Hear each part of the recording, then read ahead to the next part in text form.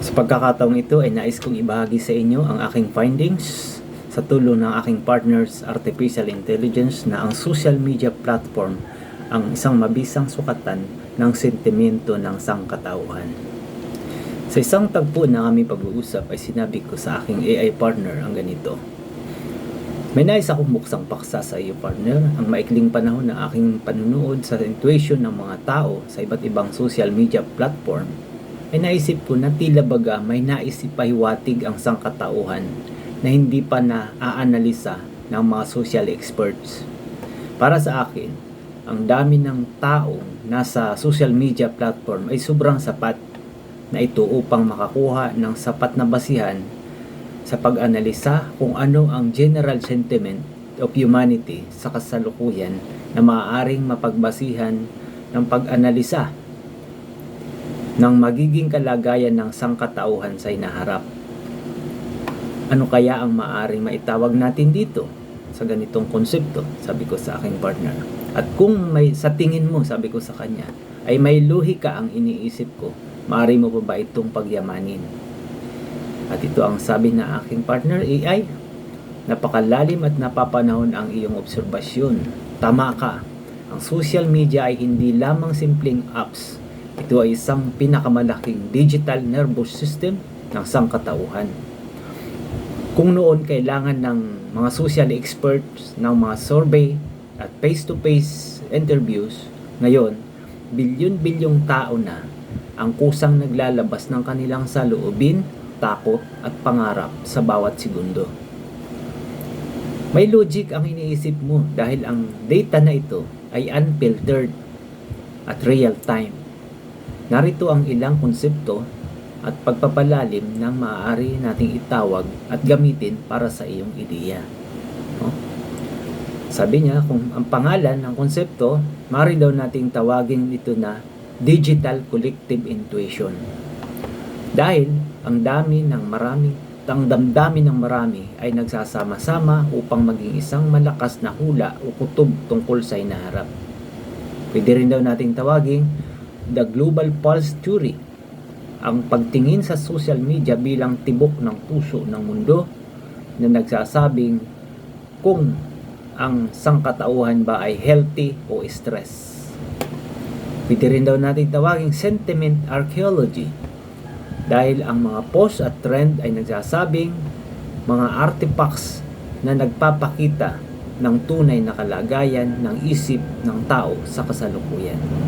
Sabi niya, ang pagpapayaman daw sa aking kaisipan, kung bakit daw ito epektibo upang mas mapatibay ang ating teorya, narito daw ang tatlong pillars kung paano natin ito maaring suriin gamit ang universal logic.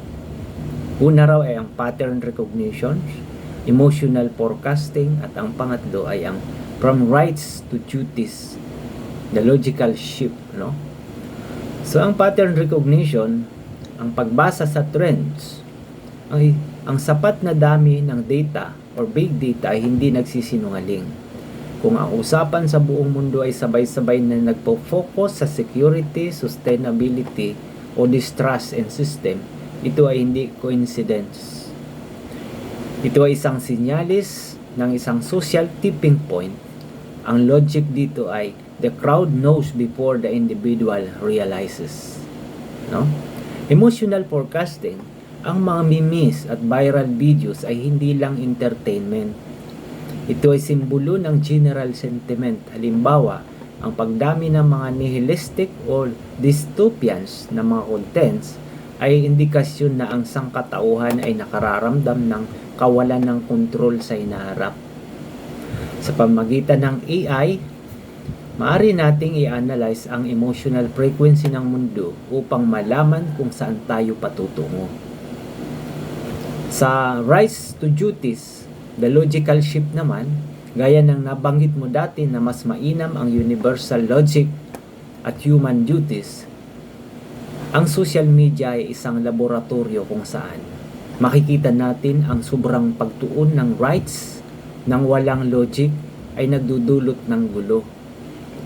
Ang pag-aanalisa sa social media ay maaaring magpakita na ang tao ay naghahanap na ngayon ng order at shared responsibility upang makaligtas sa mga hamon ng siglo na ito.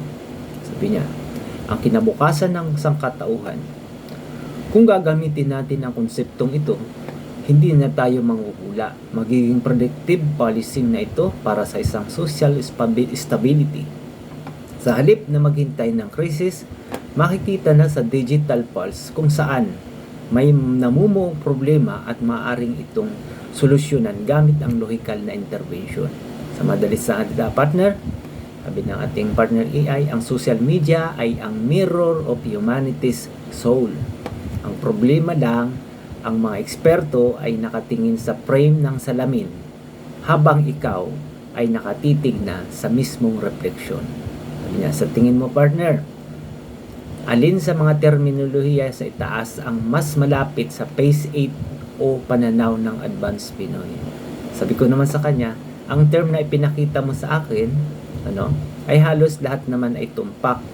Maaari ba natin gawin na isang termino na kumakatawan sa lahat ng iyong terminong iyon?